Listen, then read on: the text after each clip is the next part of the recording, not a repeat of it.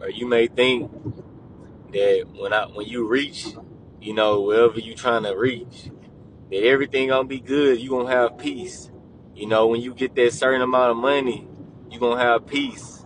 When I get the beautiful family, the beautiful wife, the beautiful husband, the beautiful kids, family, you gonna have peace. But you gotta know, bruh, especially if you a believer in Jesus Christ. You ain't even gotta be a believer in Jesus Christ. They got millionaires and billionaires right now.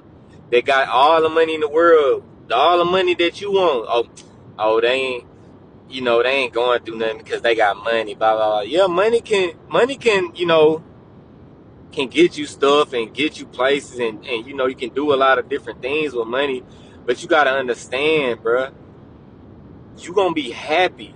You're not gonna have joy. You see what I'm saying? If you don't have Jesus Christ, you're not gonna have that joy of the Lord. You're not gonna have that peace that surpasses all understanding. You're not gonna have it unless you got Jesus. It's poor people right now that got Jesus Christ that feel the most, that have the most joy in the world. They have that's satisfied with their life because they have Jesus. Because they know that if they take their last breath, 5 minutes from now and a second from now, if they die tomorrow, they know they're going to be with Jesus. They know they're going to be, in a glorified body, with no sickness, no pain. That's what we got to strive for, man. That's what we got to worry about. We got to stay focused on Jesus Christ, man, because everything is fleet. You see what I'm saying?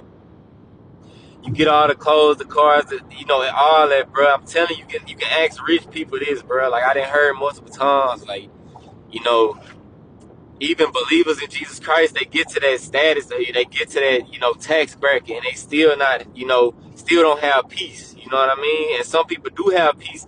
You know, like I watch a man named Tim Ross on YouTube, right? He be podcasting all that, right?